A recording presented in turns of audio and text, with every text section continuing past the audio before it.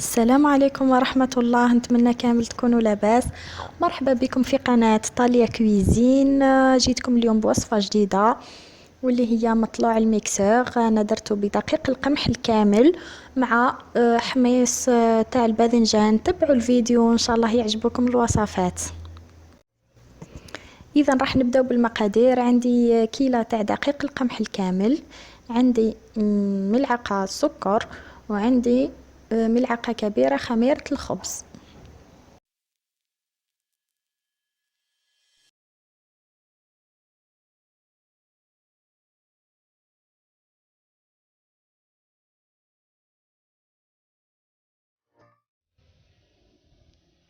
اذا راح نخلط هذه المقادير ونضيف لهم كيلة تاع ماء دافئ.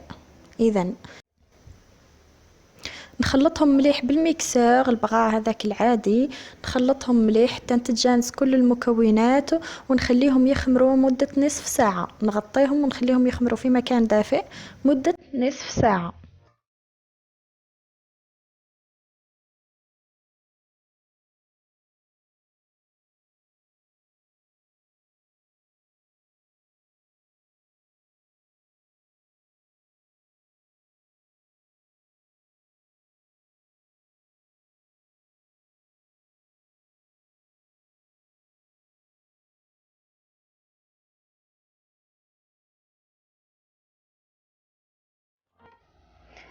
والآن نفوتوا للوصفة تاع الحميص تاع الباذنجان. أنا أصلا حطيت المكونات يتحمصوا في الفور، وبالأحسن أكيد تحطهم يتحمصوا فوق النار، فوق الطابونة ولا فوق الجمر، أكيد راح يجيو أحسن.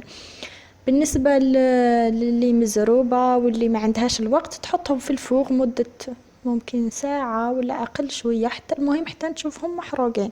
إذا أنا هنا درت فلفل حلو، عندي طماطم وباذنجان وشوية ثوم. أنا كي نحمصهم نحطهم في مرميطة اللي راح نطيب فيها الحميص ونقفل عليهم. ننصحكم ما تحطوش في الساشي تاع بلاستيك لانه مضر بالصحة، خاصة كي تكون المادة اللي تحطوها في البلاستيك سخونة راح تضر بالصحة وفيها مواد سامة للإنسان. إذا نحطو ديريكتومو في حاجة مقفولة وخطيو عليها باش تقدروا تقشروهم في ساعة. اذا هنا بعد ما خمر الخليط اللي درته، شوفوا ضاعف الحجم تاعو. راح نكمل المكونات تاعي. هنايا راح لي المقطع اللي حطيت فيه الملح والزيت. نورمالمون راح نحط ملح حسب الذوق كيما موالفين، وايضا الزيت راح نحط ملعقة كبيرة زيت ولا 2 ملاعق كبيرة زيت، ونزيد نصف كيلة تاع دقيق القمح الكامل ونصف كيلة تاع الدقيق العادي، ونخلطهم حتى نتحصلوا على عجينة. هنا العجينة راح تكون شوية تتلاصق في اليد. اذا راح نخدموها بالدقيق العادي ولا دقيق القمح الكامل باش نقدروا نكوروها ونخليوها تريح مدة 10 دقائق ولا 5 دقائق.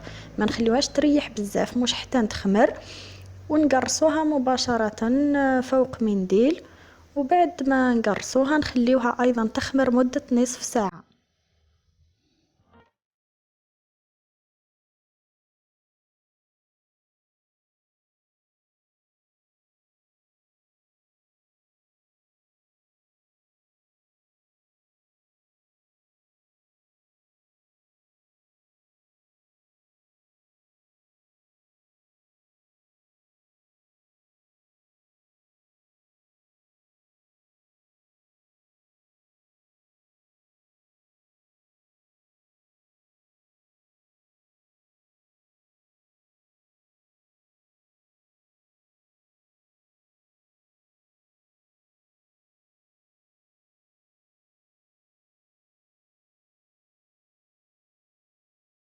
هذه كما قلت استعملت انا دقيق القمح الكامل.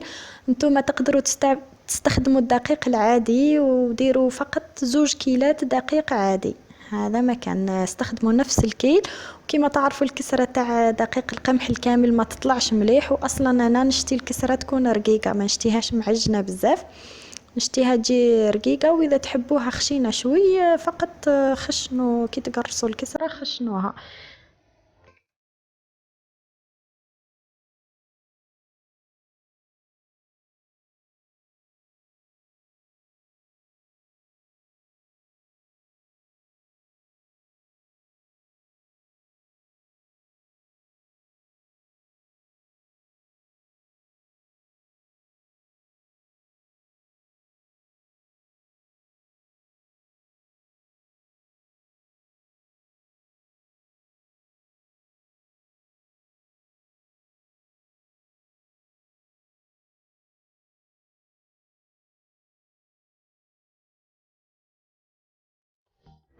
وهنا نرجع للحميص. اذا بعد ما طلع البخار تاع الخضر اللي حطيتها، راح نقدر نقشرها بسهولة تامة.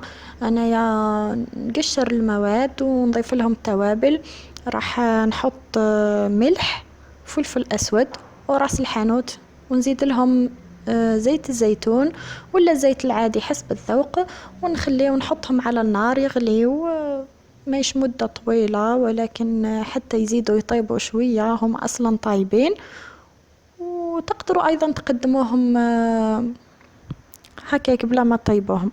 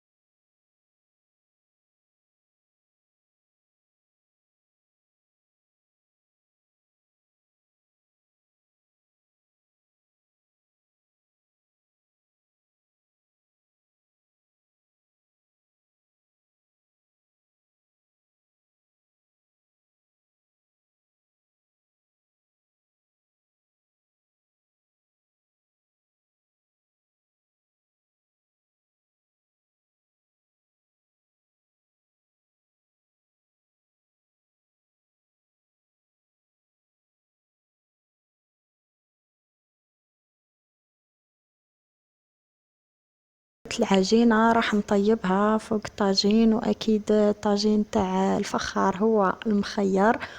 ونخليكم تشوفوا النتيجة في نهاية الفيديو، وإن شاء الله تعجبكم الفيديو.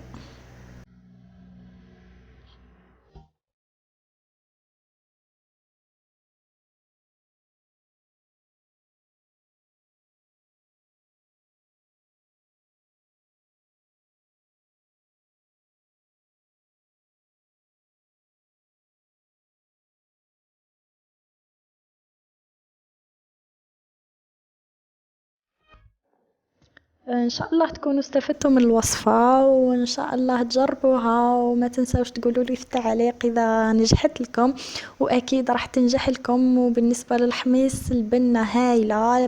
بالنسبة اللي ما يشتيوش الباذنجان كيما انا ما نشتيش الباذنجان، نشتي نطيبه بهذه الطريقة يجيني رائع جدا. ومام الكسرة سهلة، واصلا قريب رمضان، ان شاء الله تجربوها. وإذا عجبتكم الفيديو ما تنسوش تشجعوني باللايكات وبالتعاليق. وبالنسبة اللي مازال ما اشتركوش في القناة نتمنى تشتركوا في القناة. ومرحبا بكم في كل وقت، وأيضا مرحبا بالناس اللي اشتركوا جدد في القناة، ونلتقي في فيديو أخرى إن شاء الله.